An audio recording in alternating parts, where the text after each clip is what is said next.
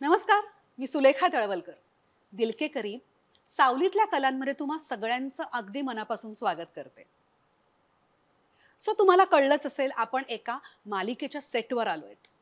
कुठली मालिका? रमा राघव. कलर्स मराठीवर येते रात्री 9 वाजता आणि इथे आपण कुणाला भेटायला आलोय हे तुम्हाला कळलंच असेल. सुप्रसिद्ध दिग्दर्शक, माझा खास मित्र केदार वैद्य. चला तर मग माझ्या मित्राचं स्वागत करूया दिल के करीब सावलीतल्या कलामध्ये. नमस्कार. नमस्कार. वेलकम टू दिल के करीब. थँक्यू. सो खूप वर्षानंतर आपण भेटतोय. हो. मी तुझ्याबरोबर कन्यादान, झी वरती कन्यादान मालिका यायची, हो. त्यात आपण एकत्र काम केलं होतं आणि बरोबर. मला तुझ्याबरोबर काम करायला खूप आवडतं केदार. Thank you so much. मलाही तुझ्या बरोबर काम करायला आवडतं. So let's do it again. Yes, sure. So तू जर का दिल के करीब बघितलं असेल किंवा हो. आपले वेगळे वेगळे जे सेगमेंट्स आहेत हो. ते बघितले असशील तर तुला कळलंच असेल की तुझं स्वागत भरपूर गिफ्ट्स देऊन करू. अरे वा, मला आता गिफ्टची गरज आहे. म्हणजे आता मी एक नवीन घर घेतलंय. अरे वा, सो मला आता ते सजवायचंय. क्या बात आहे. हा, त्यासाठी मला गिफ्टची गरज आहे. वा वा, मस्त. केदार, आपली एक मैत्रीण आहे हो. निलिमा अमित नावाची, जी ओके. रेकी हीलर आहे, लाईफ कोच आहे ओके. आणि तिने एक अतिशय सुंदर पुस्तक लिहिलंय, एक आयुष्य अनेक प्रवास आनंदी जीवनाचं रहस्य. अरे वा. तुझ्यासाठी भेट म्हणून पाठवलं. वा, thank you so much Nilima Amit.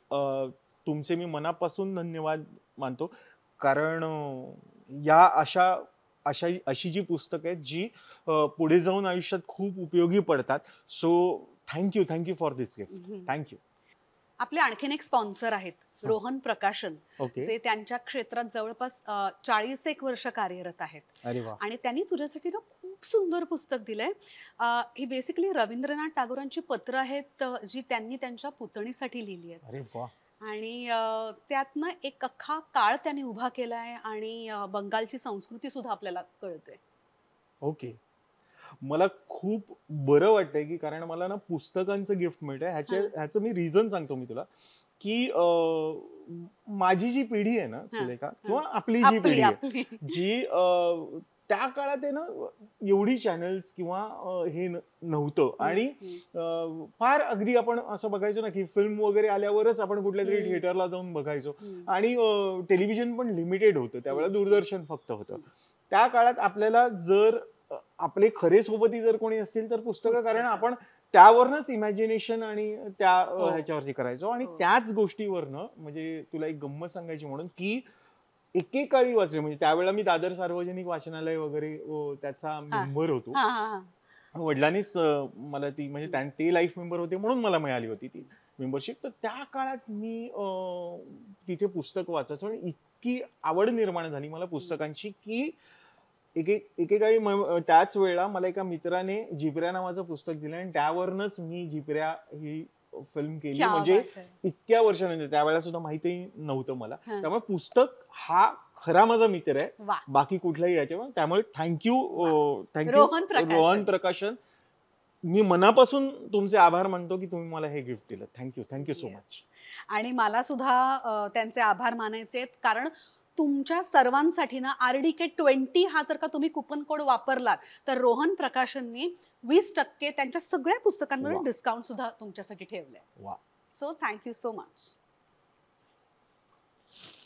आपली एक साताऱ्याची मैत्रीण आहे, डॉक्टर आरती सोमण म्हणून, आणि त्यांच्या ब्रँडचं नाव आहे निसर्ग हर्ब्स. सो बेसिकली ना chemical free skin care products आहेत हे. आणि हे तुझ्यासाठी आणि पल्लूसाठी खास आहेत. अच्छा. फेस स्क्रब आहे. अरे वा. साबण आहे. वा. आणि ना हे ऑइल्स आहेत वाटतं.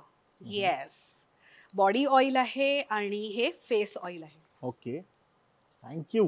हे पल्लूला खूप आवडेल. Thank you so much Nisarg herbs. कारण आता सध्याला आपण बघतो सगळीकडे ना सुलेखा, की पोल्युशन आणि ह्या जमान्यात तुमची स्किन केअर घेणं तुम्हाला खूप आवश्यक असतं.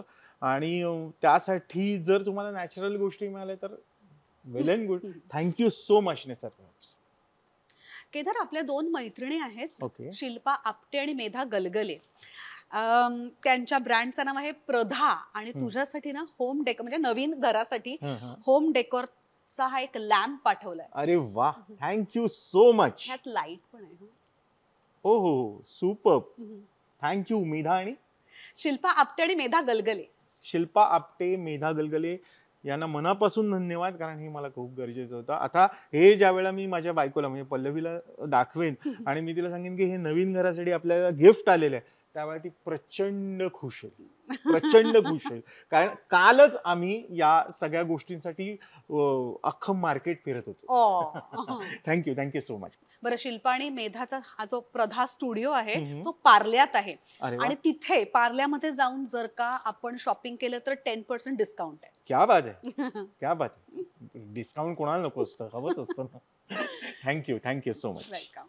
आपले आणखीन एक मित्र आहेत प्रीतम थोरात म्हणून, आणि त्यांच्या ब्रँडचं नाव आहे कलर बग्स. ओके. ते टेराकोटामध्ये सुंदर सुंदर वस्तू बनवतात. अरे वा. आणि तुझ्यासाठी ना माठ असतो ना आपल्या घरात, पूर्वी हो, माठ हो, असायचा, हो. तशी ही एक बॉटल पाठवली आहे. अरे वा, थँक्यू सुलेखा. कारण पूर्वीचा एक जमाना होता की ज्या वेळेला माठातलं पाणी लोक प्यायचे आणि ते अतिशय थंड आणि शरीराला उपयुक्त असं पाणी हो. होतं ते. नंतर फ्रीज आले आणि फ्रीजच्या जमान्यापासून आपले माठ बंद झाले आणि आता खूप दुर्मिळ गोष्टी आहेत ह्या ज्या तू मला देतेस. So thank you so much. त्याचं नाव काय म्हणालीस त्या ह्याचं? प्रीतम थोरात आपल्या मित्राचं नाव, थँक्यू प्रीतम. आणि थँक्यू. त्यांच्या ब्रँडचं नाव आहे colour bugs. Colour bugs. Thank you so much.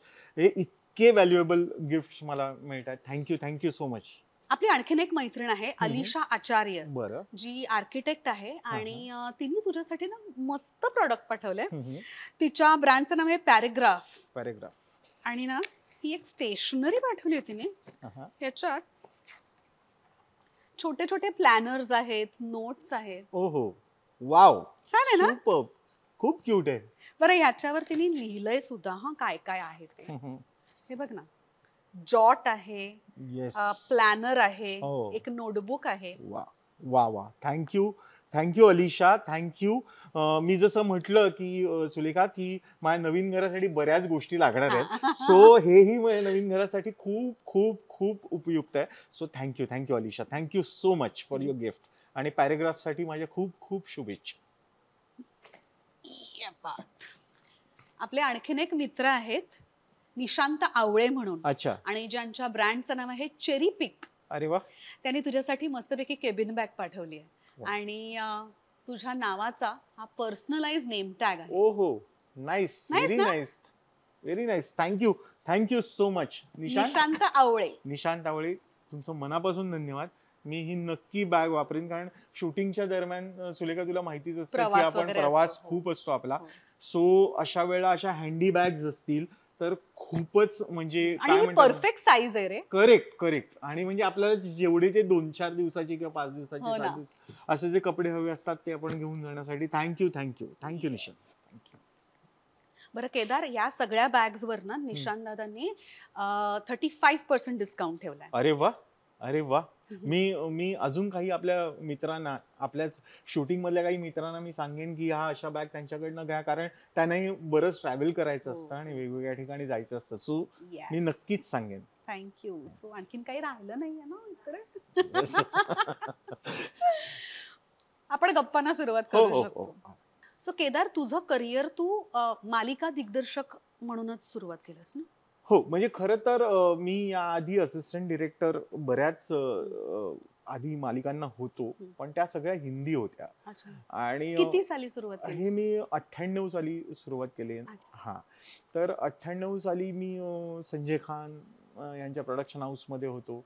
So माझा गुरु आहे ऋषी त्यागी म्हणून, अच्छा. आणि तो दादरलाच राहायचा. अच्छा. सो माझ्या एका ग्रुपमध्ये आम्ही मित्र होतो सगळे, आणि त्यांनी मला या क्षेत्रात आणलं, आणि ते आम्ही सगळे हिंदीमध्ये करत मग माझे गुरु झाले. त्याच्यामुळेच मला माझे गुरु मिळाले ते म्हणजे महेश भट. तर त्यांच्याकडे मी फिल्म्स केल्या, आणि मग फिल्म नंतर या क्षेत्रात आलो की मराठीमध्ये आलो मी, आणि मराठीमध्ये मी दिग्दर्शक झालो. आणि महेश भटांबरोबर कुठल्या फिल्म्स मी केल्या? जिस्म आणि पाप असे 2 फिल्म हो? केल्या मी त्यांच्याबरोबर. अच्छा. जिस्म म्हणजे जॉन अब्राहम, बिपाशा बासू वगैरे त्यांची फिल्म होती. सो आम्ही त्यांच्याबरोबर ती फिल्म केली, आणि त्याच्यानंतर पाप म्हणून केली, जी अगेन जॉन अब्राहम होता. अच्छा.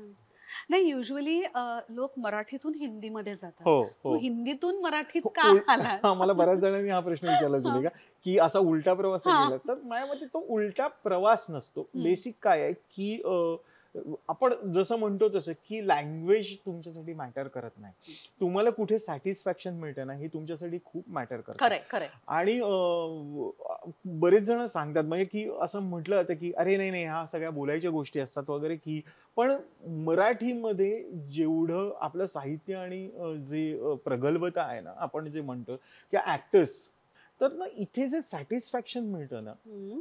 तेवढं हिंदीमध्ये मला असं वाटत होतं, की इनफॅक्ट मी हिंदी सीरियल सुद्धा डायरेक्ट केलेली आहे. हं. पण मला जे सॅटिस्फॅक्शन मिळालं ते मराठीमध्ये मिळालं हां, आणि मग हां. तो प्रवास सुरू झाला, तो अविरत सुरू झाला. म्हणजे मग हं. त्यानंतर असं नाही, की मला हिंदी आले नाहीत. पण तो प्रवासच असा होता, की हं, मला हं. मराठी सोडावसं कधी वाटलंच नाही. हां, मी पुढे जाऊन आत्ताची जी हे आहे, जनरेशन आहे किंवा आता जे मी हिंदी वगैरे बघतो, सो पुढे जाऊन करायला नक्कीच आवडेल हिंदीमध्ये परत. हं. मी मगाशी म्हणाले ना, तसं मला तुझ्याबरोबर काम करायला खूप आवडतं. कारण थँक यू. अं, अ, एक दिग्दर्शक म्हटला ना, की त्याच्याबरोबर एक डॉमिनेशन, एक हं, कमांड हं, किंवा एक दरारा, हं, आरडाओरडा हं. किंवा सी ऑफकोर्स हो, he is the captain of the हो, शिप. हो, सो ते सगळं त्यांनी करायलाच हवं. पण हो, तुझ्याबरोबर काम करताना मला खूप रिलॅक्स वाटतं. कारण तू हे सगळं काहीच करत नाहीस. हो. तू एखाद्या मित्रासारखा सीन समजावतोस किंवा जे कंडक्ट सुद्धा तुझं असतं, हं, कुठेही आवाज वर नसतो. अगदी शांत स्वरात सगळं ऐकवतोस. हो. सो हा पेशन्स कुठून आला तुझ्याकडे? अ, ब खरं बघायला गेलं तर माझे जे दोन्ही गुरु आहेत, अं, ते कडक होते. म्हणजे हां. म्हणजे ते फार शिस्तीचे होते ते. हं, हं, हं. तर आणि त्यांच्याकडे ते होतं म्हणजे की एखाद्याला म्हणजे ते बोलायचे त्यावेळेला. हां. पण आहे ना प्रत्येक वेळेला मला असं प्रत्येक वेळा वाटत होतं, की माझा अभ्यास असा वाटत होता मला, की जर मी एखाद्याशी ना खूप छानपणे बोललो ना, हां. तर त्याला जितक्या पटकन समजतं ना, हां. तेवढं जर मी त्याच्यावर आरडाओरडा केला किंवा मी त्याला काहीतरी बोललो, तर तो पुन्हा शेलमध्ये जाण्याची शक्यता असते. हं, सो हं. मला जे हवंय, ते मग त्याच्याकडनं दडपणाखाली येऊ शकतं. आर्टिस्टकडून. हां, हं, हं, आर्टिस्टकडून हं, हं. दडपणाखाली येतं, जे मला नको असतं. मला हं, त्याचं नॅचरल तो जेवढा करेल ना, तेवढं हं, मला हं, त्यात मी जर त्याला कम्फर्टेबल केलं, की काय म्हणतो, की त्याचंही हं, डोकं असं अक्षरशः असं हं, मोकळं होतं हं, आणि मग तो परफॉर्मही छान करू हं, शकतो. सो मला ते पेशन्स ठेवावेच लागतात. आणि दुसरी गोष्ट म्हणजे मला अशी वाटते ना, की हा शो बिझनेस आहे. हं, जोपर्यंत आता प्रत्येक वेळा आता बघ ना, की आता मी इथे बसलो असेल, किंवा तू जेव्हा शूटिंगला जातेस सुलेखा, हं. त्यावेळेला आपण कुठल्या माइंडसेटने शूटिंगला जातो, हां. हे दिग्दर्शकाला खरं तर म्हणजे कोणी कोणालाही एखाद्याचं घरात काहीतरी बिनसलं असेल किंवा कुठेतरी काहीतरी छोटं-मोठं हे झालं, तो त्या माइंडसेटनी ज्यावेळेला येतो ना, हं, तर त्यावेळेला त्याचा तो माइंडसेट आधी मला क्लिअर करणं खूप गरजेचं असतं. हं, हं, त्यामुळे मला ते पेशन्स ठेवून त्याच्याशी मित्रासारखं हं, वागावं लागतं आणि इनफॅक्ट मी त्यांचा मित्र होतो हं, खरा-खुरा. हं. कारण हे पटतंय मला. हां. खरा-खुरा मित्र होतो, कारण त्यामुळेच ते माझ्याबरोबर तेवढा छान परफॉर्म करू शकतात. हं, त्यामुळे त्यांचाही परफॉर्मन्स सुंदर निघतो आणि माझंही हं, काम होतं. सो हं, हं, ते पेशन्स ठेवावे लागतात. हं. किती छान बोलतोस तू. Thank you Sulekha. केदार, खरं सांगू का? हं, आता आपल्या नंतरची जी आता नवीन पिढी बरं. आली आहे आणि ज्यांना दिग्दर्शक व्हायचंय, हं, त्यांना ह्या सगळ्या गोष्टी ना हं. समजून घेणं खूप गरजेचं हो, आहे. हो. खरं आहे. कारण काय मी तुला सांगतो ना, हा एक्सपिरियन्स पण खूप मॅटर करतो सुलेखा. कारण काय होतं, की आपण ज्यावेळेला सुरुवात करतो ना एखाद्या गोष्टींची, त्यावेळेस अ, अ, बऱ्याच गोष्टी कळत नसतात. आणि मी तुला एक गोष्ट सांगू का सुलेखा, की असं नाहीये, की मी खूप असा म्हणजे मी आधीच नॉलेज घेऊन आलो किंवा हं, अनेक गोष्टी आणि मग मी ज्या काही दिग्दर्शकांबरोबर काम केलं, त्यांनी मला दिलेलं नॉलेज तेवढंच मी वापरलं, हं, असं नाहीये. हं, सर्वात महत्त्वाची गोष्ट मी तुला सांगतो, की मी स्मिता मावशीबरोबर काम केलं. हं, मी मोहन जोशींबरोबर काम केलं. मी अनेक दिग्गज हं, हं, ॲक्टर्स हं, हं, बरोबर काम केलं. शेवट अगदी विक्रम बरोबर सुद्धा मी काम केलं. कारण आय थिंक त्यांनी जी सीरियल केली, हं. जी लास्ट, ती मी त्यांना डायरेक्ट केलेली अच्छा. सीरियल होती, TMGचे. सो ना मला ह्या सगळ्या सीनियर्स कडनं मला अनेक गोष्टी शिकायला मिळाल्या. हम्म. म्हणजे मी तुला एक इन्सिडेंट सांगतो, एक गंमतशीर हा. आहे तो, मी तुला जस्ट सांगतो की एक खूप सिनियर ऍक्टर होते आणि त्यांनी मला, मी एक सिरियल डिरेक्ट करत होतो आणि त्यावेळेला मी नवीन नवीन होतो आणि मी नवीन डिरेक्टर झालो होतो. हम्म. तर माझं वय काय, अनुभवही खूप लहान होता डिरेक्शनच्या बाबतीतला. हम्म. सो मी त्यांना म्हटलं की सर तुम्हाला असं असं करायचं आहे आणि हे. तर ते म्हणाले की ठीक आहे, पण मला सांग की तू हा सीन कम्प्लिटली असाच एकाच कॅमेरावर वन शॉट घेणार आहेस का? हा हा. म्हटलं नाही सर, हम्म. याच्यामध्ये मी क्लोज कटिंग सुद्धा करणार आहे वगैरे. हो पण मग ते कुठून करणार आहेस तू? तर मी म्हटलं की सर मी सांगतो ना तुम्हाला, म्हणजे आता आपण करत जाऊया मग मला. तर नाही नाही तसं नाही, तुम्हाला क्लोज कटिंग सांग.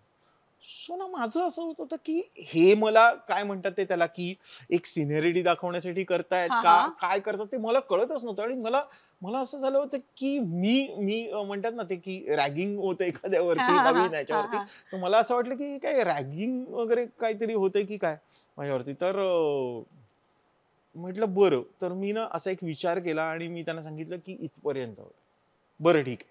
असं करून त्यांनी ते डायलॉग्स घेतले हम्म. आणि मग मी एका ठिकाणी जाऊन बसलो होतो. त्यावेळेला ते माझ्या बाजूला येऊन बसले हम्म. आणि ते मला म्हणाले की केदार, हम्म. राग मानू नकोस, मगाशी हा जे मी तुला हा. म्हटलं ते त्यामध्ये ना काय असतं मी तुला सांगतो.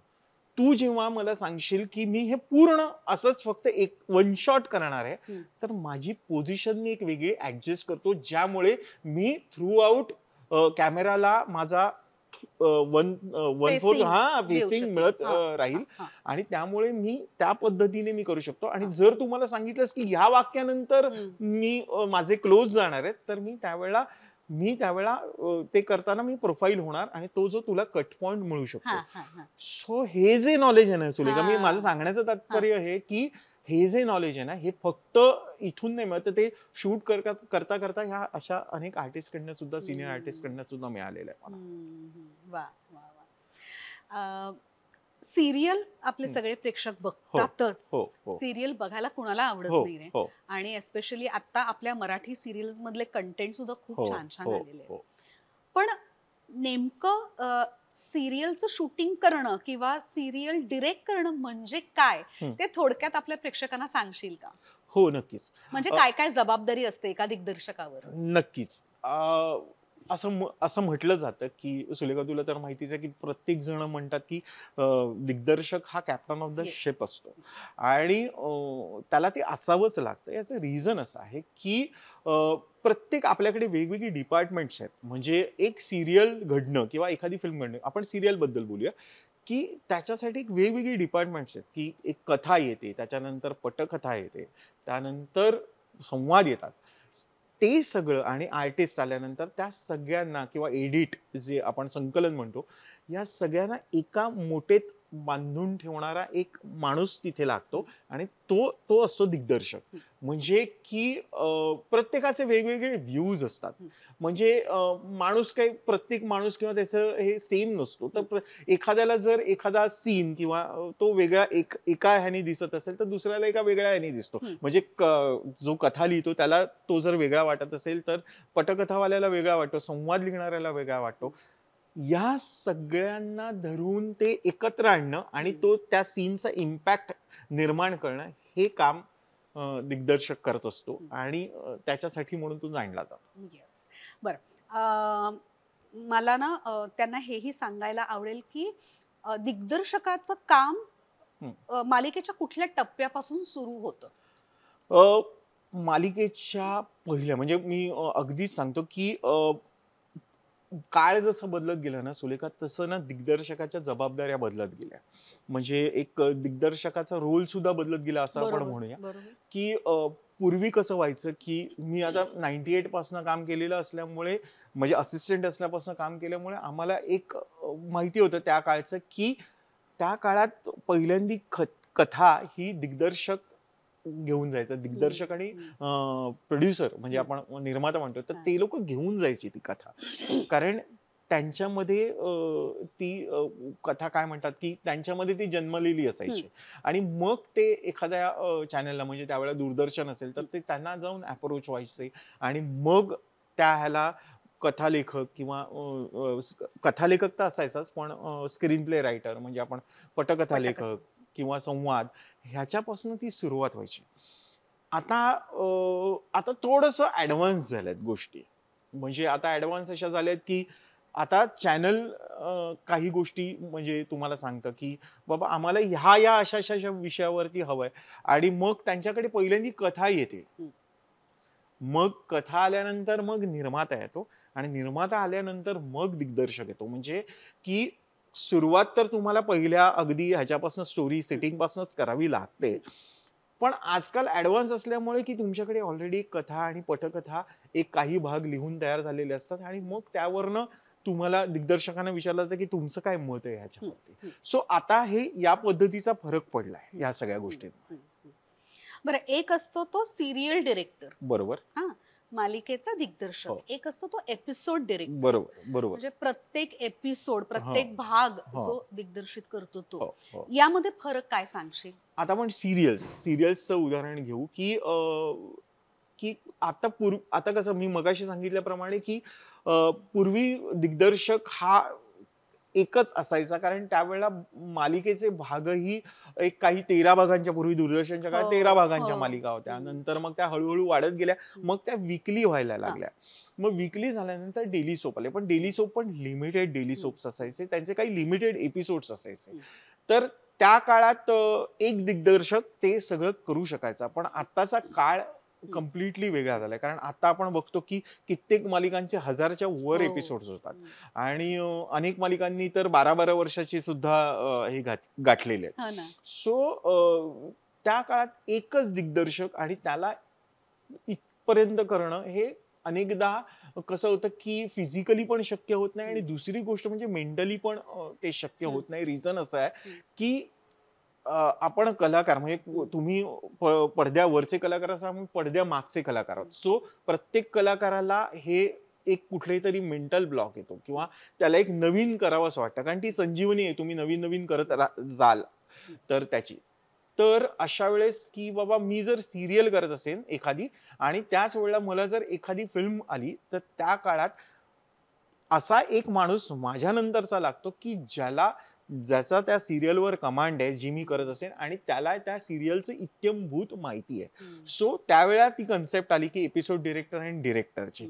आता याच्यामधला फरक असा आहे की जो सुरुवातीपासून ती सिरियल सेट करतो ना त्याला त्या गोष्टीतला गाभा हा माहीत असतो की त्याला माहित असतं की जर मी ही कॅरेक्टर्स जी आहेत सिरियलची ही या पद्धतीने खेळवत ठेवली तरच ती सिरियल लोकांना आवडेल. कारण एक्सपेरिमेंट आपण कधीही करू शकतो पण त्याला माहिती असतं की बॅक टू ट्रॅक तो आणू शकतो प्रत्येक जणाला. सो एपिसोड डिरेक्टरला की बाबा त्याचं एक इन्स्ट्रक्शन्स असतात प्रत्येक वेळा की बाबा हे आपल्याला या पद्धतीने करायचंय आणि प्रत्येक वेळा मीटिंग्स काही चॅनलच्या किंवा जी पुढे कथा ठरली जाते तर त्यावेळेला मुख्य दिग्दर्शक असतो तो प्रवाहात येतो आणि एपिसोड डिरेक्टरला तो इन्स्ट्रक्शन्स देतो. त्या पद्धतीने एपिसोड डिरेक्टर काम करतो. तू फिल्म सुद्धा डिरेक्ट केलीस, तू मालिका सुद्धा करतोय अजून. तुला काय आवडतं? मी तुला खरं सांगू का की मी ना मालिकेपासून सुरुवात केली. सो एक मालिकेचा एक हे काय सर्वात कठीण काम आहे. म्हणजे खूप जणांना असं वाटतं अरे यार मालिका ठीक आहे वगैरे पण ते तसं नाही आहे. कारण एक सर्वात महत्वाची गोष्ट आहे मालिकेमध्ये ती अशी आहे की तुम्हाला एक तर प्री प्रोडक्शनला म्हणजे आपण जसं फिल्मला प्री प्रोडक्शन करतो की एका कथेवरती खूप महिना 2 महिने 3 महिने आपण काम करतो त्याचे प्रत्येक शॉट्स आणि मग जाऊन आपण शूटिंगला जातो. इथे तसं होमवर्क झालेला आहे. इथे होमवर्क नसतो आणि तुमच्या समोर दिवसाचे 8 ते 10 सीन्स असतात आणि ते तुम्हाला संपवायचे आणि त्यावेळेला तुमची बुद्धी एवढी तल्लख लागते त्यावेळेला की ह्या शॉट नंतर ह्या शॉट नंतर मी पुढे लावू काय म्हणजे इतकं ते कमाल तुमचं डोकं चाललं मल्टीटास्किंग आहे. सो ते एक काय म्हणतात ना ते तुला की ते एन्जॉय पण करतो मी काम हां, फिल्म फिल्म आवडतेच. कारण प्रत्येक दिग्दर्शकाचं स्वप्न असतं, की फिल्म करणं. कारण त्याला एक आपण प्रत्येक वेळा म्हणतो ना, की एक मीडिया असे आजकाल ठरवून दिलेले आहेत, की नाटकाचं असेल तर आर्टिस्ट मीडिया, सीरियलचं असेल तर रायटर्स मीडिया आणि फिल्म असेल तर डिरेक्टर्स मीडिया. बरोबर. सो आता जो डिरेक्टर्स मीडिया जो आहे, तो हां. करायला कोणाला नाही आवडणार. वाह!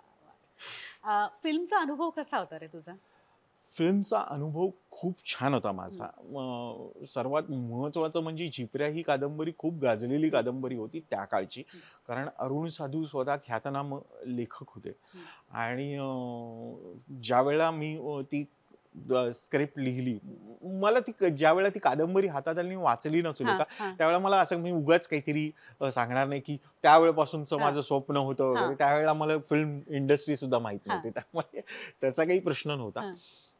पण मी जसं म्हटलं ना, की पुस्तकं मगाशी मी म्हटलं, की हं, पुस्तकं ही तुम्हाला इमॅजिनेशन हं, ची पॉवर ती हं, तुमची खूप हं, वाढवतात. हं, कारण ज्यावेळेला तू वाचत जातेस, त्यावेळेला तुला इमॅजिन होत जातं आणि ते हं, तुझं इमॅजिनेशन असतं, हं, ते तुला फिल्मच्या वेळेला खूप हं, उपयोगाला पडतं. हं, सो झिपऱ्या ही कादंबरी ज्यावेळेला हे मला ह्यातलं अगदी मी तुला सांगतो ना, एक अजूनही मी 100% करेक्ट नाहीये किंवा हं, परफेक्ट नाहीये ॲज अ डिरेक्टर म्हणून. पण जे काही नॉलेज आहे थोडं-थोडं ज्यावेळेला मला आलं, त्यावेळेला मला ज्यावेळेला एक कॉन्फिडन्स आला ना, की मला एक फिल्म करावीशी वाटते. त्यावेळेला पहिली आलेली म्हणजे डोळ्यासमोर आलेली कादंबरी आणि ती म्हणजे झिपऱ्या. हं, आणि आपलं जे काय म्हणतात ते, की आपलं साहित्यच एवढं प्रगल्भ आहे. हं, तर त्यामुळे मला असं वाटलं त्यावेळेला, की झिपऱ्यावरती करूया. हं, मग मी साधूंकडे गेलो. हं.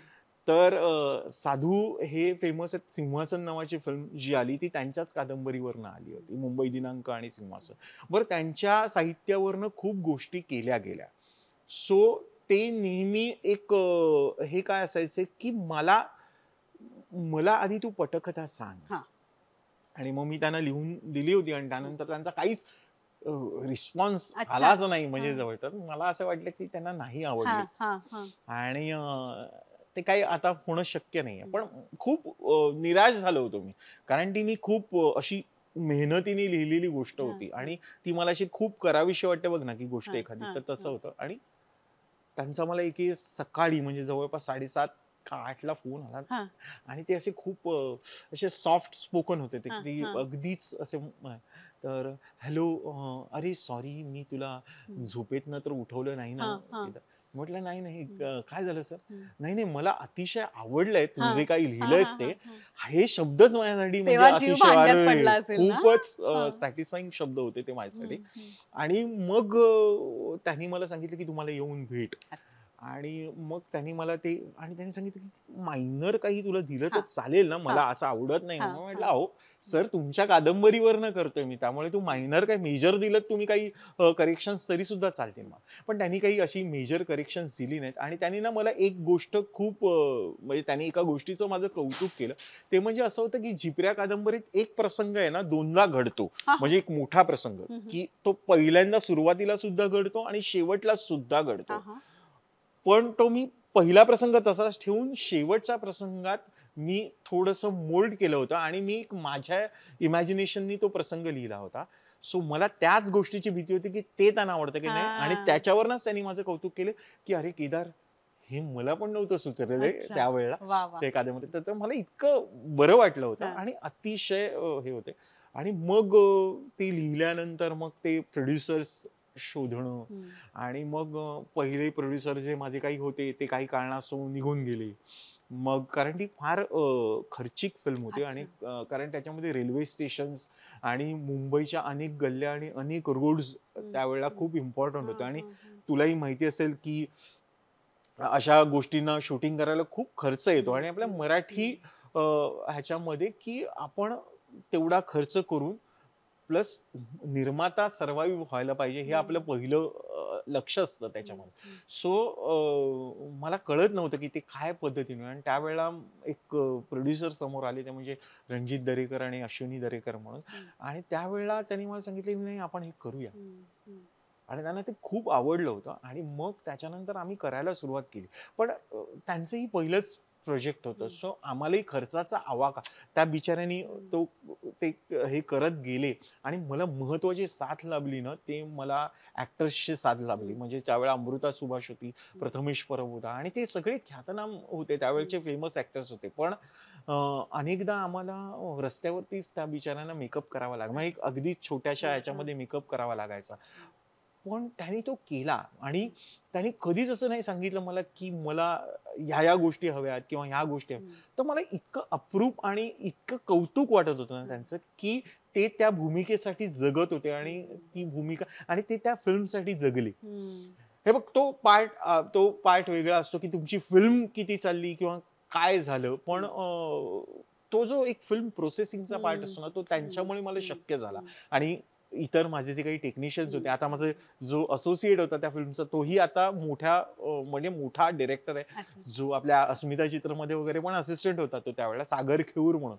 तर तो आता मोठा दिग्दर्शक आहे. सो तोही त्यावेळेला होता. तर ती प्रोसेसच मजेदार होती. आणि कित्येकदा आम्ही काही वेळा असं व्हायचं, की तो खर्च आवाक्याच्या बाहेर जायला लागला ना, की मग एक दिग्दर्शकच उतरतो ना, मग आम्ही फक्त कॅमेरा घ्यायचो छोटा, ऍक्टर्सला घ्यायचो त्यांना आणि आम्ही फर्स्ट क्लासची तिकीट काढतो. ट्रेन मधले होते, फर्स्ट क्लासची तिकीट काढायचो आणि आम्ही कॅमेरा घेऊन चढायचो. बाकी काही परमिशन वगैरे त्यावेळेच्या नव्हत्या आमच्याकडे. आणि पण तुला एक गोष्ट सांगू, की त्यावेळेला मला मुंबईकरांचं खूप कौतुक वाटलं, कारण आम्हाला असं वाटलं होतं, की आपल्याला ते कोणाला तरी पोलिसांना बोलतील काय, उलट त्याच लोकांनी आम्हाला, म्हणजे ही मुंबईकरांनी बनवलेली फिल्म असं मी म्हटलं ना तरी सुद्धा हे नाही होणार, कारण त्या लोकांनी आम्हाला हेल्प केली आहे. की कित्येकदा ते सांगायचे, नहीं नहीं ऐसा नहीं होगा, मैं देखो मैं ऐसा बैठूंगा, वो आपका जो है ना वो आएगा मेरे पास, तो मैं पैसा दे के लूंगा, लेकिन हाँ मैं पैसा दूंगा. तर ते त्यांचा जो उत्साह बघूनच मला इतकं बरं वाटत होतं ना त्यावेळेला. म्हटलं की, आणि त्या पद्धतीने ती फिल्म झाली शेवटी आणि त्याला स्टेट अवॉर्ड्स मिळाले. क्या बात आहे. हा 3-4 स्टेट हे मिळाले. ह्याला पीफला ती ह्याला सिलेक्ट झालेली फिल्म होती, प्लस एशियन फिल्मची ओपनिंग फिल्म होती. सो अशा अनेक गोष्टी त्या फिल्मला मिळाल्या. क्या बात आहे. मस्त. खूप सॅटिस्फॅक्शन मिळत असेल ना या कामात? खूप सुलेखा, खूप सॅटिस्फॅक्शन मिळतं. आणि मी तुला सांगू, की प्रत्येकाने, म्हणजे कुठल्याही दिग्दर्शकाने एक स्वप्न तरी ठेवावं, की एक फिल्म मी करेन. हे मी म्हणजे या निमित्ताने मी सांगू इच्छितो. तो कसंही असेल, तो असिस्टंट जरी असेल ना, तरी त्यांनी ते स्वप्न ठेवावं, तरच तुम्ही तुमचा गोल अचीव्ह करू शकता, असं माझं म्हणणं आहे. आणि आता ही जी शूट करतोयस इथे या सेटवर, ती आहे रमा राघव, बरोबर, जी कलर्स मराठीवर रात्री 9 वाजता येते. हा एक्सपिरियन्स कसा आहे तुझा? खूपच सुंदर, कारण मी ह्याच प्रोडक्शन हाऊस बरोबर, ट्रम्प कार्ड बरोबर, सो मी यांच्याबरोबर सुरुवात केली होती. म्हणजे त्यांच्या प्रोडक्शन हाऊसचं पहिलं व्हेंचर होतं माझ्या नवऱ्याची बायको. आणि म्हणजे तेजेंद्र नेसवणकर आणि सुवर्णा मंत्रीचं क्रिएटिव्ह ट्रान्समीडिया. सो ते एक मर्जिंग हे आहे त्यांचं. सो त्यामुळे ते माझ्या नवऱ्याची बायकोच्या वेळेला ते त्यांचं पहिलंच व्हेंचर होतं आणि आम्ही ती जवळपास नंतर महाराष्ट्र गाजवलेली ती सिरियल होती. सो ती सिरियल करताना मला इतकं बरं वाटलं, कारण हे जे प्रोडक्शन हाऊस आहे हे एकतर मी तुला एक सुलेखा सांगू एक गोष्ट, की आपले जे मराठी प्रोड्युसर्स आहेत ना, म्हणजे मी एवढं सांगतो, की त्यांना ना ते जे प्रोडक्ट आहे किंवा ती जी कथा आहे आणि त्याच्यामधली ना डेप्थ कळते, आणि त्यासाठी काय काय आवश्यक आहे आणि मी काय केलं पाहिजे हे त्यांना खूप कळतं. त्यामुळे ना मला जास्तीत जास्त जर तू म्हणत असशील ना, तर की मला ह्या मराठी प्रोड्युसर्स बरोबर काम करणं जास्त आवडतं, कारण त्याला त्या कथेचं कळत असतं. म्हणजे मी असं नाही म्हणत, पण एक प्रोड्युसर म्हणून एक प्रोडक्ट म्हणून बघणं वेगळं, आणि एक की हे आपलं प्रोडक्ट आपलं म्हणून बघणं, आपलं मूल म्हणून बघणं. तर सो हे त्यांच्याकडनं मलाही जाणवतो. हो. सो हे जे आहे ना, हे मला या प्रोड्युसर्स कडनं, म्हणजे सुवर्णा किंवा तेजेंद्र नेसवणकर यांच्याकडनं मला खूप ते बघायला मिळालं. कारण ते ज्या वेळेला जीव ओतून काम करणं म्हणतात ना एखाद्या प्रोजेक्टसाठी, ते त्यांनी ते नेहमी करतात. आणि रमा राघवचं म्हणशील तर त्याच प्रोडक्शन हाऊसची ही एक व्हेंचर आहे. आणि खूप गोड स्टोरी आहे त्याची. सो ती सुरुवातीपासूनच खूप सुंदर रीतीने आम्ही नाशिक वगैरे करत आणि हां, म्हणजे मध्ये-मध्ये काय छोटे मोठे प्रॉब्लेम्स येत असतात हां, किंवा कथा हां, वेगवेगळ्या लेव्हलला फिरत असते. हां. पण तेच मी तुला म्हटलं ना, म्हणजे it's all about daily soap, की हं, हं. तेच ते तुमची मजा आहे, की तुम्हाला माहित नसतं, की आता माझी कथा काय ह्याच्यावरती हे हां, घेणार हां, आहे आणि हां, ते जे जॉइंट एफर्ट्स जे हां. असतात ना प्रत्येकाचे, हं, चॅनल म्हणा किंवा हं. प्रोडक्शन हाऊस म्हणा किंवा डिरेक्टर म्हणा किंवा रायटर म्हणा, हां. ते एक करताना जी मजा येते ती मला आता रमा राघवमध्ये येते. वाह! वाह! वाह! सो तुम्ही सगळेजण बघत राहा रमा राघव कलर्स मराठीवर रात्री 9 वाजता. हां. आणि मला सुवर्णा मॅडम आणि हं. तेजेंद्र सरांचे खरंच खूप खूप आणि कलर्स मराठी हो, ऑफकोर्स हो. की मला खूप आभार मानायचे आहेत की इथे आज दिल के करीबला येऊन शूट करायला दिलं. हो. थँक यू सो अरे! मच. Thanks a lot. आणि मस्त माणसं आहेत ती. हो, हो, हो. अतिशय कमाल, सुंदर. कमाल अतिशय, माणसं. अतिशय चांगली माणसं आहेत. आणि मग इव्हन चॅनलपासनं पण हं. अनेक जण कारण मी तुला तेच सांगितलं ना, की एक मराठी माणसाला एक आपुलकी असते प्रत्येक आपल्या मराठी प्रोजेक्टविषयी. ते तसं आहे हे येस, सगळं. येस. एक महत्वाचा हां. मुद्दा हां. हं, आपल्याला सगळ्यांना माहिती आहे, की सीरियलमध्ये म्हणजे मालिकेत काम करणं, हं, मग ते दिग्दर्शक म्हणून असो किंवा टेक्निशियन म्हणून हं, असो किंवा ॲक्टर. हं. आज रात्री आपल्याला कळतं आपण उद्या काय हो, करणार आहोत. हो, हो, बरोबर आहे. हो, असते ही सगळी तारेवरची हो. कसरत. हं. आणि या सगळ्यासाठी आपल्या फॅमिलीचा सपोर्ट खूप गरजेचा खूप असतो. गरजेचा असतो. राइट. कारण आपल्या घरातून कुटुंबातून जर का सपोर्ट नसेल, तर मला वाटत नाही की सीरियल आम्ही शूट करू शकू. हो. सो पल्लूबद्दल काय सांगशील? अ, सर्वात महत्त्वाची गोष्ट म्हणजे पल्लू म्हणजे पल्लवी वैद्य आणि माझं लव्ह मॅरेज आहे, तर तुला माहिती आहे. हं. सो ते आपलं दूरचं नातं सुद्धा हो, लागतं हो. हां. Of course, of course. So सर्वात सो आपण त्यांना सांगूया. हं. पौर्णिमा तळवलकर तुम्हाला सगळ्यांना माहिती आहे. हां, म्हणजे आधीची पौर्णिमा भावे. म्हणजे ती कुठल्या सीरियलमधली? बेबी आत्या. बेबी आहे त्या होणार सून मी अगर. होणार सूनमधली बेबी आत्या. ती माझ्या मोठ्या दीराची बायको, रोहित तळवलकरची बायको आणि तिची सख्खी धाकटी बहीण म्हणजे पल्लवी वैद्य, जी केदारची बायको आहे. सो असं आमचं एक नातं लागतं. हां. नाही आणि पल्लवीचा खूपच सपोर्ट मला मिळतो. रिझन असं आहे, की एकतर आणि घरच्यांचा. हं. कारण ज्यावेळेला आम्ही लग्न झालं त्यावेळेस त्यावेळेस कसं की तिचे काही प्रोजेक्ट होते म्हणजे ती काम करत होती. ऊन पाऊस होतं हो, त्यावेळेला. ऊन हो, हो. पाऊसमध्ये होती ती.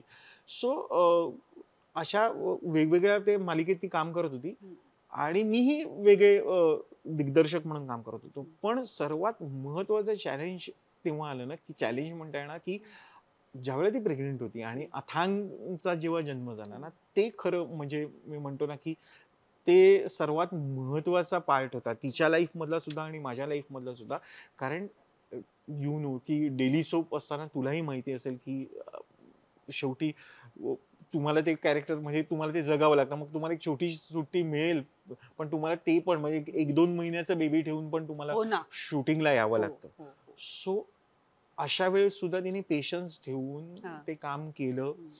हं. दुसरी गोष्ट म्हणजे त्यावेळेला सुद्धा म्हणजे त्याचं सांभाळून माझं अख्खं दिग्दर्शक म्हणजे मी म्हणून ज्या सीरियलला जात होतो हं, त्यावेळेचं तिने त्या प्रत्येक गोष्टींना म्हणजे इमोशनल सपोर्ट असेल किंवा हं, अनेक गोष्टींचा म्हणजे मी अगदी साधं उदाहरण हं. सांगू डबा कळतंय ते जे सकाळी उठून हं. की पण माझ्या नवऱ्याला केदार की घरचं जेवण मिळालं पाहिजे हे ते जे साधं नाहीये. हो हो याच्यासाठी तर हे सगळं चालू आहे हो आपलं. चालू आहे ते सगळ्यात महत्वाचं आहे.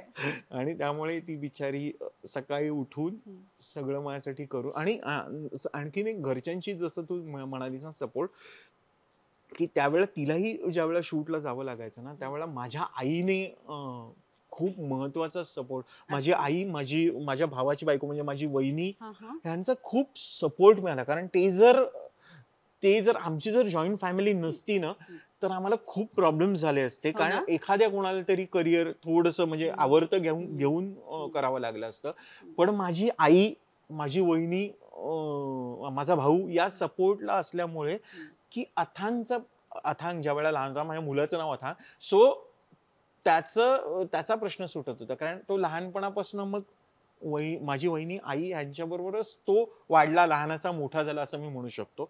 आणि त्यामुळे त्यांचेही म्हणजे जो काही आता संस्कारित थोडा बहुत दिसतोय तो तर तो जो काही संस्कारित दिसतोय तो तुझा आणि पल्लूचा मुलगा म्हणजे असणारच रे. नाही नाही, पण तेही आजीचे संस्कार आहेतच त्याच्यावरती, आणि प्लस वहिनीचे संस्कार आहेत. तर त्यामुळे मला ह्या लोकांनी सपोर्ट केला म्हणून मी इथपर्यंत ही मजल गाठू शकलो. अदरवाईज म्हणजे जेव्हा पल्लूला जेव्हा शक्य नसेल त्यावेळेला माझी वहिनी सुद्धा मला म्हणजे डबा देणं किंवा हे रेग्युलर आहे, म्हणजे की त्याच्यामध्ये तिने असं कधीच हे झालं नाही, खंड पडलेलं नाही या सगळ्या गोष्टींमुळे. तर खूपच महत्वाचा सपोर्ट आहे मला घर, आणि तो असावाच लागतो प्रत्येकाच्या आयुष्यात. हो हो हो, नाही खरंय. म्हणजे मी सुद्धा तेच म्हणेन, तुलाही माहितीये तळवलकर कुटुंब हे एकत्रित कुटुंब आहे म्हणून केवळ मी काम करू शकले, आणि घरच्यांचा सपोर्ट होता, माझ्या सासूचा, माझ्या आईचा भक्कम सपोर्ट होता म्हणून मी करू शकले. आणि मला ना त्यांनी एक गोष्ट म्हणजे स्मिताताईने एक गोष्ट आवर्जून सांगितली की, आणि दरवेळेला म्हणजे आपण म्हणतो ना संस्कार संस्कार म्हणजे काय, आपण बसून कोणी सांगत नाही, पण त्या जशा वागतात किंवा माझी आई आतापर्यंत जशी वागत आलेली आहे, जसं कुटुंबावर त्या दोघींनी प्रेम केलंय ते बघत बघत आपण शिकत आलोय. आणि एक गोष्ट त्यांनी मला सांगितली कायम, सुलेखा तुला जर का बाहेर जाऊन काम करायचं असेल तर एकच स्ट्रगल करायचंय, म्हणजे बाहेर जाऊन एक वेगळं स्ट्रगल असतं, पण घरातलं एकच स्ट्रगल करायचं, आणि एक गोष्ट तुला जपायची आहे, तुझ्या कुटुंबावर आउट ऑफ द वे जाऊन प्रेम कर, सगळं काही सुरळीत होईल. करेक्ट आहे. सो आपण जेवढं प्रेम देऊ आपल्या कुटुंबाला तेवढा आपल्याला सपोर्ट मिळतो. बरोबर आहे, खरं आहे. केदार, एक खूप महत्वाचा प्रश्न मला तुला विचारायचा आहे की आत्ताच्या पिढीला, नवीन मुलांना जर का या क्षेत्रात दिग्दर्शक म्हणून यायचं असेल तर काय काय करावं लागतं? सगळ्यात महत्वाची गोष्ट म्हणजे या गोष्टीची या फील्डची आवड तुम्हाला असावी लागते. दुसरी गोष्ट म्हणजे ना, अनेकदा सुलेखा असं होतं की एक एक ग्लॅमर इंडस्ट्री आहे म्हणून लोक किंवा काही मुलं याच्यामध्ये ट्राय करतात, पण त्यानंतर त्यांना कळतं की हे वर्किंग आवर्स जे आहेत ना ते काही मला फिट होत नाहीयेत, मग ते निघून जातात. पण मग काय होतं की तुम्ही जेवढी महिने किंवा वर्ष वाया घालवता तुमची, त्याच्यामध्ये तुम्ही वेगळं काहीतरी करू शकता. तर माझं म्हणणं असं आहे की पहिल्यांदा या फील्डची, या क्षेत्राची पहिल्यांदा त्यांनी माहिती घ्यावी की मला किती वेळ तिथे मी जर गेलो तर मला काय पद्धतीचं काम असतं, मला काय पद्धतीने किती तास काम करावं लागेल, आणि तेवढं मला झेपू शकतं का. आणि दुसरी एक महत्वाची गोष्ट म्हणजे की आर्थिक बाबतीत पण की सुरुवातीला बाबा एक कॉर्पोरेट ह्याच्यामध्ये जर तुमचं जे शिक्षण आहे किंवा जे ऑफकोर्स प्रत्येक मुलांनी काहीतरी शिक्षण घेतलेलं असतं, सो मी ज्याचं शिक्षण घेतलंय आणि त्या क्षेत्रात जर मी काम केलं तर मला हे इतकं सुरुवातीचं पेमेंट मिळेल जे मोठ्या आकड्यात असेल. पण जर तुम्ही इथे येणार असाल ऑल द वे तुमचे, तर त्याचेही आकडे तुम्ही समजून घ्या. बरोबर, की असं नको व्हायला की अरे बापरे मला परवडतच नाहीये आणि मी तरी सुद्धा या सगळ्या गोष्टी करतोय. बरोबर. आणि आणखीन एक महत्वाची गोष्ट अशी आहे की पहिली गोष्ट म्हणजे तुम्ही ज्या वेळेला याल त्यावेळेला खूप मनापासून सगळ्या गोष्टी करायला शिकलं पाहिजे. बरोबर, तुम्ही पॅशनेट असायला पाहिजे या कामासाठी, आणि जे पडेल ते काम करण्याची शक्ती पाहिजे तुमच्याकडे की मी हे नाही करणार. आणि दुसरी गोष्ट म्हणजे एक खूप ऑब्झर्व करायला शिकलं पाहिजे. प्रत्येक आर्टिस्ट कडनं म्हणा किंवा प्रत्येक टेक्निशियन कडनं म्हणा, मग तो छोटा असो किंवा मोठा असो, तो साऊंड मधला असो, कॅमेरा मधला असो, कुठलाही, त्या प्रत्येक गोष्टींकडे तुमचं बारकाईने लक्ष असलं पाहिजे आणि ती गोष्ट आत्मसात करण्याचा प्रयत्न केला पाहिजे. तरच तुम्ही या क्षेत्रात येऊन टिकू शकता आणि पुढे जाऊ शकता. अदरवाईज त्याला काही अर्थ उरणार नाही. सो जी मुलं येणार आहेत त्यांच्यासाठी ह्या सगळ्या गोष्टी खूप important. Thank you so much Kedar, खूप महत्वाची माहिती दिलीस. कारण या क्षेत्रात मुलांना यायचं असतं, पण कसं यायचं, इथे येऊन नेमकं काय करायला लागतं, याबद्दल माहिती नसते. बरोबर बरोबर. आणि याबद्दल तुम्हाला जर का आणखी माहिती हवी असेल तर खाली दिलेल्या नंबरवर फोन करू शकता. अस्मिता चित्र अकॅडमी. तिथे आपण मुलांना येस. म्हणजे फक्तच अभिनयाचं नाही, हो तर या सगळ्या म्हणजे टेक्निशियन जरी तुम्हाला व्हायचं हो असेल, म्हणजे हो आर्ट डिरेक्शन हो डिपार्टमेंटमध्ये हो किंवा डिरेक्शन हो किंवा रायटर, सो ह्याची तोंड ओळख आपण हो. आणखीन नक्कीच एक मला करून गोष्ट देतो. सांगायची आहे, म्हणजे या माध्यमातून प्रेक्षकांना सांगायची, कारण अस्मिता चित्रचं हे मी पूर्वीपासून बघतोय हं. आणि सर्वात महत्त्वाची गोष्ट म्हणजे इथून चांगली चांगली हो. मुलं आणि तयार जी झाली आहेत. तयार हो, झालेली आहेत हो. ती आता या क्षेत्रात अतिशय उत्तमरित्या काम करतात. हं. हे सर्वात महत्त्वाचं आहे. हो. सो नक्कीच अस्मिता चित्र च्या काय आपल्या स्कूलला तुम्ही भेट द्या आणि तुमचं नक्कीच मला असं वाटतं की काहीत ना काहीतरी म्हणजे तुम्हाला जी आवड आहे ना तुमची, ती तुमची व्यवसायात हो, हो. काय म्हणतात ना, ती येऊ शकते, की तुम्ही एखाद्या वेळेला तुम्हाला असिस्टंट डायरेक्टर किंवा काही व्हायचं असेल, सो या नाही, पद्धतीने तुम्हाला खूप होतं. वेळेला काय होतं माहितीये, मुलांना असं वाटतं की आपल्याला अभिनेताच व्हायचं किंवा अभिनेत्री व्हायचंय. हां, हां. पण अशा स्कूल्समध्ये जेव्हा टेक्निकल्स. आपण ऍडमिशन घेतो तेव्हा आपल्याला हे बेसिकली क्षेत्र किती वास्ट आहे ते हो, कळतं. हो. आणि आपल्याला आपलं लाइकिंग काय आहे, आपलं पॅशन काय आहे ते आपल्याला जाणवतं. करेक्ट. आणि माझ्याकडे अशी अनेक मुलं आली आहेत ज्यांना ऍक्ट्रेस व्हायचं होतं, हां, पण आता ते उत्तम कॉस्ट्युम डिझायनर आहेत, हां. ते सेट डिझायनर येस, आहेत, येस. दिग्दर्शक झालेत. हो, हो, हो. आणि त्याच्यापैकी काही मग खूपशा मुलांना मी ओळखतो. हं. हां, तर त्यामुळे की काही जण तर चॅनलला सुद्धा गेलेली आहेत. हो, हो. म्हणजे मला आठवतं की आता त्या ते चॅनल ईपीस सुद्धा हं, आहेत. हं. सो अनेक चांगल्या गोष्टी घडू शकतात जर पण फक्त मेहनतीची तयारी ठेवावी. खरंय, खरंय. आणि long working hours. Yes, long 14-14, 15-15 तास काम काम करावं कर. लागतं. करेक्ट. आणि त्याच्या पलीकडे जाऊन मग ट्रॅव्हल टाईम. ट्रॅव्हल टाईम हा सर्वात महत्त्वाचा आणि तेही मुंबईत म्हणजे 5 किलोमीटरच्या अंतराला 2 तासाचं अंतर. केदार, मस्त वाटलं थँक यू, थँक यू. तुझ्याशी बोलून. येस. आणि खूप माहिती मिळाली आपल्या सगळ्या प्रेक्षकांना. Thank you, thank you. मी प्रेक्षकांचे मनापासून आभार मानतो की तुम्ही मला इतक्या वेळ सहन केलं त्याबद्दल. नाही, नाही. तुझ्याबरोबर गप्पा मारायला, काम करायला आम्हाला खूप आवडतं. Yes. So looking forward. Yes, sure, sure. 100%. आणि तुम्ही सगळेजण ऑलवेज पाहत राहा दिल के करीब, सावलीतल्या कला. आत्ता मी रमा राघव या कलर्स मराठीवरच्या मालिकेचं चित्रीकरण करते इथे. आमचे दिग्दर्शक आहेत केदार वैद्य. केदारबरोबर ही माझी पहिलीच मालिका नाही आहे. याच्या आधी मी काम केलं आहे पुष्कळ त्याच्याबरोबर. माझ्या नवऱ्याची बायको केलं आहे, होणासून मी या घरची केलं आहे. आणि त्याच्याबरोबर काम करायला खूप आवडतं मला, कारण तो एक हसत खेळत छान काम करतो. प्रसंगी चिडतो, शिव्या पण देतो, पण ते सगळं त्या त्या वेळेला योग्य असतं म्हणून तो करतो, हे आम्हाला समजू शकतं. आणि वातावरण हसतं खेळतं ठेवण्यासाठी तो खूप प्रयत्न करतो. म्हणजे सगळ्यांना इन्व्हॉल्व करेल, सगळ्या अगदी ज्युनियरमधल्या ज्युनियर कलाकारांपासून सिनियर्सपर्यंत सगळ्यांची मैत्रीचे संबंध ठेवेल, त्यांना समजावून सांगेल. विशेषतः नवीन मुलं वगैरे जे येतात ना, पहिली सिरियल असते किंवा नवीन काहीतरी करायला बघतायत असं, त्यांना तो खूप छान समजावून सांगतो. एकेका सीनमधले बारकावे समजावून सांगतो. तो कसा करावा किंवा हे असं काय करशील तू, असं सुचवत असतो. जी फार महत्त्वाची गोष्ट आहे. सरसकट सगळे दिग्दर्शक असं करत नाहीत किंवा करू शकत नाहीत असं म्हणेन मी. आणि केदारमध्ये ते आहे. किंवा असे खूप लोक असलेले, खूप संघर्षाचे वगैरे सीन्स जेव्हा येतात ना, अतिशय काहीतरी कॉन्ट्रोवर्सी चालली आहे सीनमध्ये, मारामारी चालली आहे, फिजिकल ॲक्टिव्हिटी काहीतरी झाली आहे, अशा सीनमध्ये तर केदारचा हातखंडा आहे.